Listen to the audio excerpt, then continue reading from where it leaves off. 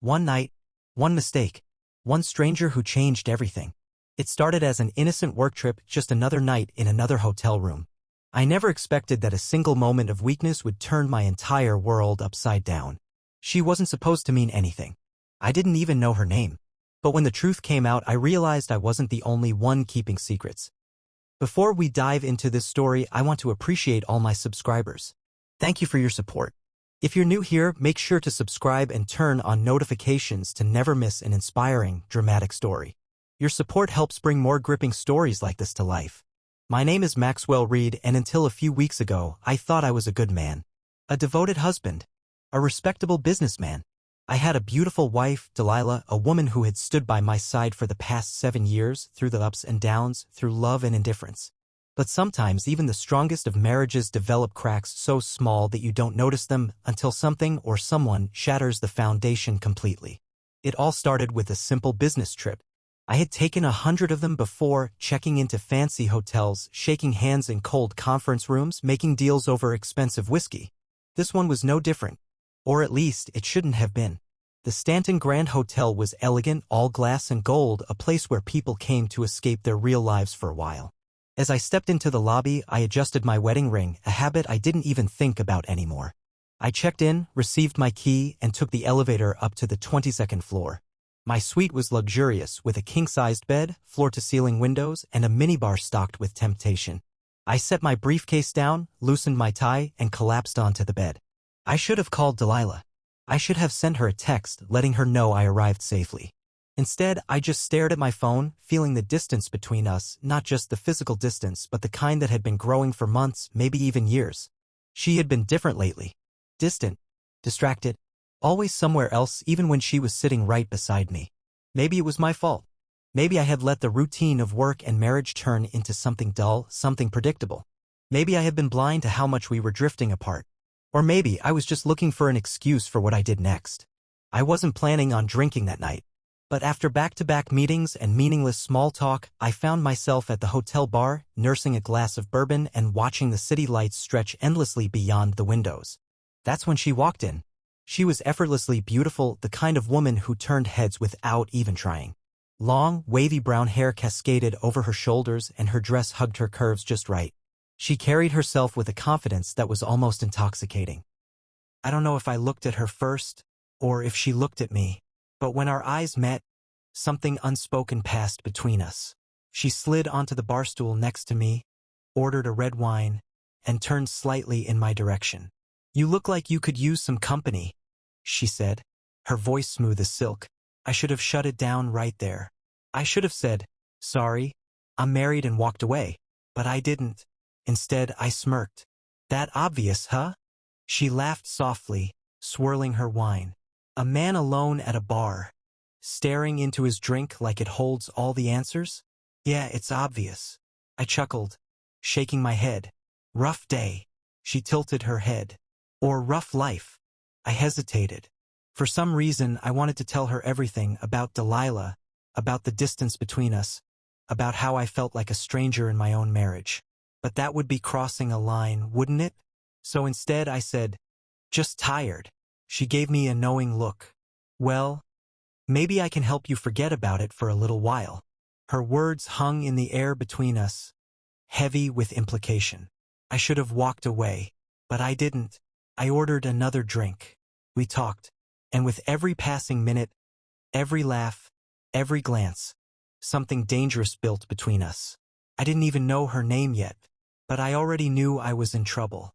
Her name was Evelyn. I didn't ask at first. It didn't feel necessary. Some part of me knew that putting a name to what we were doing would make it feel more real, more personal. But when she finally leaned in, her voice low and teasing, and whispered, "Evelyn, and you?" I didn't hesitate. "Maxwell," I said, and just like that, the line between right and wrong blurred even further. The drinks kept coming. Bourbon for me, red wine for her. We talked about nothing and everything all at once. She asked about my work, and I told her about the stress of closing deals and the pressure of always being away from home. She asked about my wife. Then, Evelyn leaned in closer, her perfume a mix of vanilla and something darker, something almost intoxicating. Her knee brushed against mine. I should have pulled away, but I didn't. Instead, I let it linger. "How long are you in town?" she asked, her voice soft, playful. "2 more nights," I said. She smirked. "So you're not in a hurry to go back?" I hesitated. I should have said yes. I should have told her that I missed my wife, that I was counting down the hours until I could go home. But I didn't. "Not really," I admitted. Her fingers lightly traced the rim of her wine glass as she looked at me through long lashes. "Then maybe," she murmured, "you shouldn't spend the night alone." The words hit me like a thunderclap, stealing the air from my lungs. She wasn't playing games. She wasn't hinting or testing the waters. She was offering herself to me, and I was tempted. God, I was so tempted. I don't remember paying the bill. I don't remember walking to the elevator. All I remember is the way Evelyn's fingers slipped into mine, how natural it felt, as if she had done it 100 times before, as if this wasn't a mistake, as if this wasn't a betrayal. The ride up to my room was silent, the tension between us almost unbearable. When the elevator doors opened, I stepped out first. I didn't turn around to see if she would follow. I didn't need to. I unlocked my door, pushed it open, and stepped inside. I should have stopped there. I should have slammed the door shut and walked away. But then, Evelyn's warm breath ghosted against my neck as she whispered, "Are you going to invite me in?" And I did. The second the door closed behind us, it was over. My self-control, my restraint, my loyalty. She kissed me, and it was like something inside me snapped. My hands tangled in her hair, my mouth hungry, desperate. Her dress slipped from her shoulders, pooling at her feet like liquid silk. I didn't think about Delilah. I didn't think about the vows I had made, the promises I was shattering. All I thought about was the way Evelyn felt beneath my hands, the way she moaned my name, the way she made me forget, even just for a little while, that I was a married man. And that's how it happened. That's how I destroyed everything. The first thing I felt was warmth. Not the warmth of the sun streaming through the hotel window. The warmth of her body. For a split second, I forgot where I was. I forgot who I was. And then it hit me. I wasn't home. I wasn't in my bed. And the woman next to me wasn't my wife. My stomach twisted as I turned my head, seeing Evelyn lying beside me, tangled in the hotel sheets. Her bare shoulder peeked through, smooth and inviting, her dark hair spilling across the pillow. She looked peaceful, content, like a woman who had no regrets. But I did. The weight of what I had done came crashing down on me all at once. My pulse pounded in my ears as I sat up, running a hand through my hair. My wedding ring was still on my finger, mocking me, reminding me of the vows I had broken just hours ago. What the hell have I done? I glanced at the clock. 6:47 a.m. I needed to leave. I needed to get out of that room before my guilt suffocated me. But then Evelyn stirred beside me, stretching like a cat, her lips curling into a sleepy smile. "Morning," she murmured, her voice husky from sleep. I swallowed hard. "Morning." She reached out, trailing her fingers down my arm. "You look like a man with regrets." I stiffened. "I shouldn't have." "Shoo." She pressed a finger to my lips, her eyes locking onto mine. "No need for explanations. Last night was fun. Let's not ruin it with guilt." I wanted to believe her. I wanted to pretend that what we had done was just a mistake, just one reckless night that I could erase. But I knew better. I stood up, grabbing my clothes from the floor, pulling on my pants as quickly as I could. Evelyn sat up, watching me with amusement. "In a hurry, are we?" I didn't answer. I just needed to get out. I grabbed my phone from the nightstand. 3 missed calls. "Delilah." My stomach dropped. My fingers hovered over the screen, but I couldn't bring myself to call her back. "Not yet." Evelyn slid out of bed, completely unbothered by my panic. She reached for her dress, slipping it back. Unlike last night hadn't changed anything for her. "You don't have to run, you know," she said. "I'm not expecting breakfast or promises." I let out a breath, relieved. At least she wasn't pretending this was something more than it was. But then, just as I reached for the door handle, she spoke again. "Oh, by the way." I turned. "What?" She smirked. I left you a little souvenir. A chill ran down my spine. What do you mean? Evelyn walked over to the nightstand, picked up a small hotel envelope and handed it to me. Open it when you get back to your room, she said. I hesitated before taking it from her. Something about her smile made me uneasy. Something about this wasn't over. And I was right. Because when I finally opened that envelope, my entire world began to fall apart. My hands trembled as I ripped open the envelope. My mind raced with possibilities. What could Evelyn have possibly left behind? A note? A playful message? Or something far worse? I pulled out a Polaroid photo. My breath caught in my throat. It was a picture of me and Evelyn, tangled in the hotel bed, our bodies exposed, my face unmistakably clear. My heart slammed against my ribs. I flipped the photo over. In bold, red ink, 3 words stared back at me. See you soon. A rush of cold panic flooded my veins. What the hell was this? A joke? A threat? Blackmail?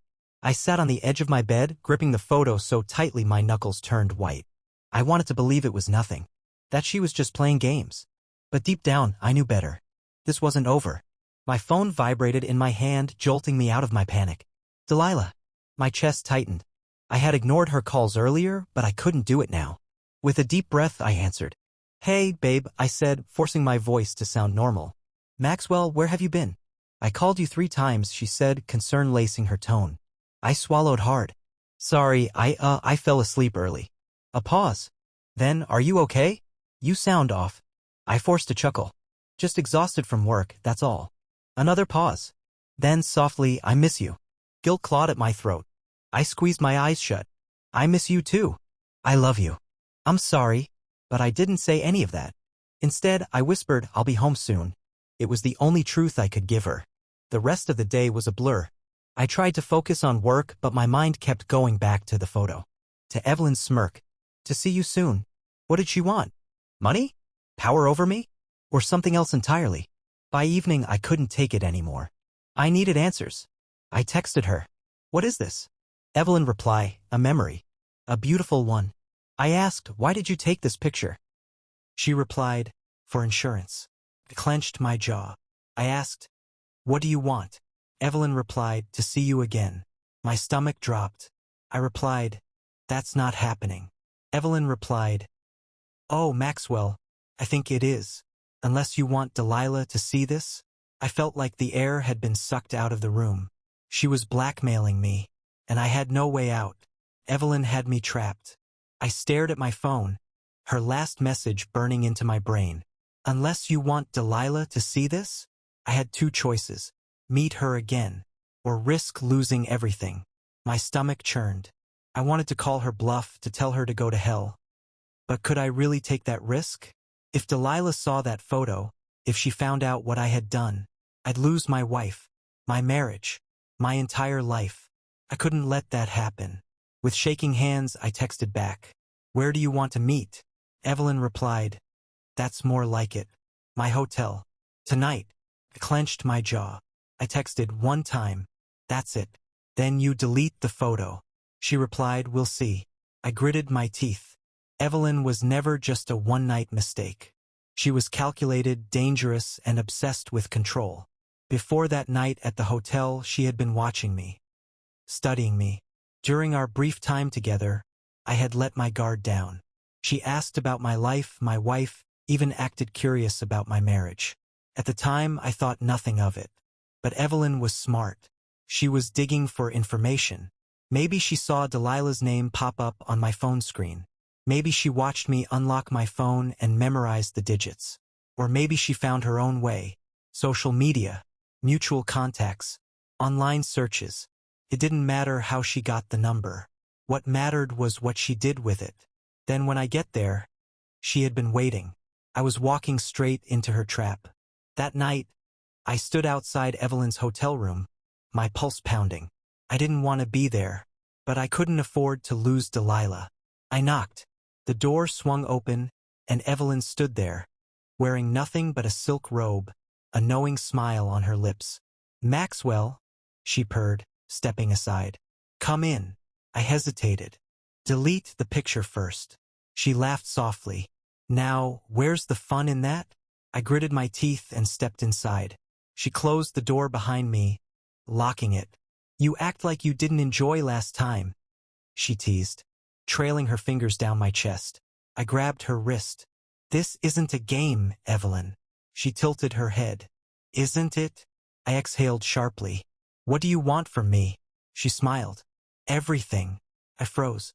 This wasn't just about blackmail. She wanted control, power, and I had handed it to her the second I gave in to temptation. I stepped back. This ends tonight.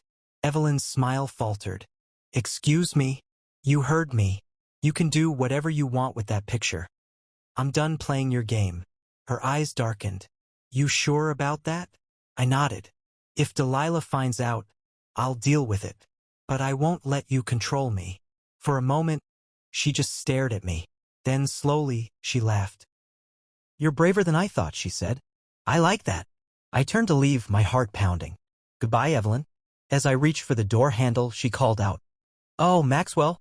I paused. She held up her phone, waving it mockingly. I wonder what Delilah will think when she sees this. I swallowed hard. And then, with the coldest voice I could muster, I said, Do it.